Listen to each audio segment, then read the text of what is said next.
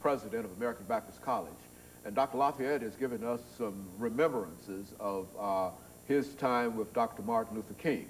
And of course, Dr. Lafayette, before we left for our first commercial break, you were telling us about aspects of Dr. Martin Luther King and some of the things in his, as part of his personality.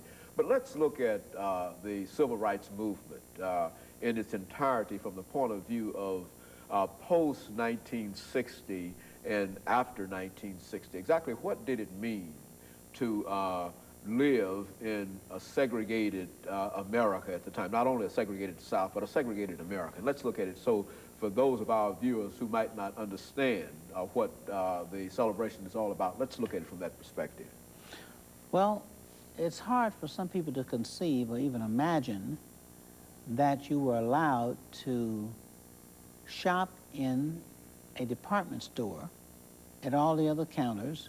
You could buy whatever radios, you could buy shoes, you could buy other kinds of items, but you were not allowed to sit at the eating facility, whether it was a restaurant or a lunch counter. And many of our department stores at that time, here in Nashville, for example, Kane Sloan's and Harvey's, you were not allowed to eat. Even if you had the money, but you were not allowed to eat. Now, it's interesting that they would allow you to have takeout. There was a little takeout counter on the side. You could stand. But it was something about sitting down that they found very offensive. In fact, it's hard to believe the laws. There were actually laws that made it illegal for black people and white people to sit down in the same restaurant. So even if the restaurant owner wanted to provide services for everyone and didn't care, he would be in violation of the law. And so the laws had the police authority of the state to back them up, and so it was not really the ability of just the general population. Or individual proprietor. It had to do that. Sure. Individual proprietor, you couldn't decide how you're going to run your place or who you were going to serve. And it was very interesting that this kind of policy continued to prevail. They were afraid. White people who owned places were afraid to serve blacks, even if they wanted to, because they would be in violation of the law, and they could be arrested for violating the law.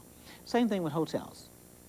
Black people could not go to the Howard Johnson's or the Holiday Inn and check in like anyone else now. We take for granted, as you point out, or the restaurants as well. You could not have it. Everything had to be strictly segregated.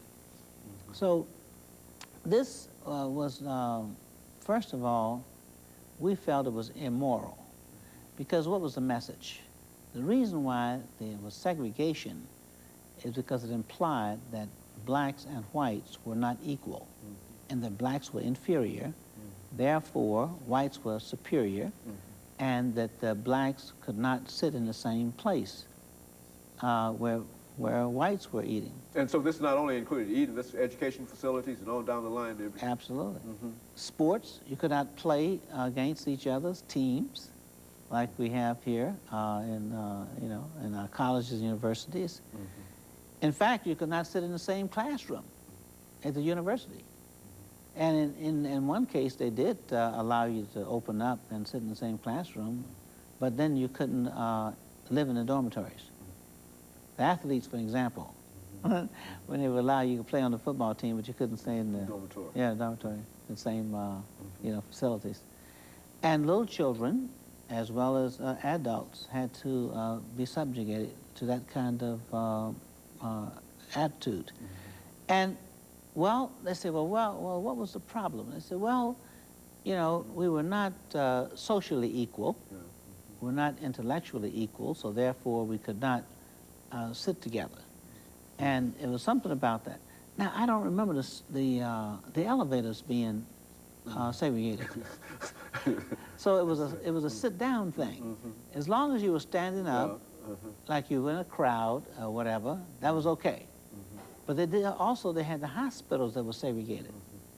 And some hospitals had different floors. Floors for black people. Now the doctors can go back and forth. Many blacks had white doctors. But even the taxi cabs in some places, white cab drivers could not drive blacks, and black cab drivers could not drive whites. I mean, the local law made it impossible. So we decided that, you know, this was ridiculous. And we had to do something about it. And we began to raise the question. And the way we raised the question was through direct action. We said that, no, there's something immoral about this. It's a negative statement on a whole group of people. And here in Nashville, we had doctors, lawyers, intelligent people. I don't know if you remember this, but we had blacks on the city council, but had to drink out of segregated water fountains at City Hall. Of course, the jails were segregated. It didn't make sense. But I think it fell, actually, on the weight of its own ignorance. Because I think whites were tired of this kind of thing, too, because it was living a lie. Because the segregation itself implied inequality and unequal status of people because of their race, the color of their skin. Had nothing to do with their intelligence, their background, or their interests, or the culture. And here at the same time, for example, in Nashville, you had artists, and you had Honorable Tam. You had people who were great writers. You know, James Weldon Johnson.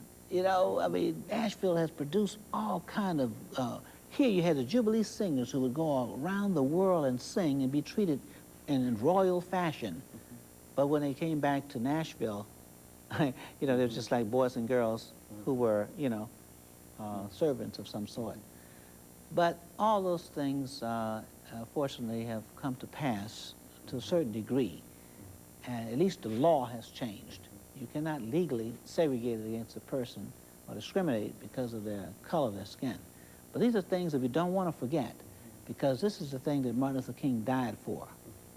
He fought for, and many others died for in the struggle, and many people were jailed.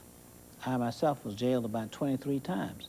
I don't regret any moment I ever spent in jail.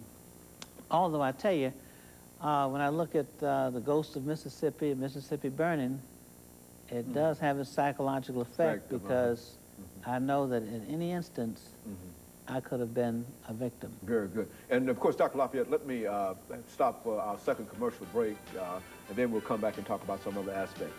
And we'll be back with you following this commercial break.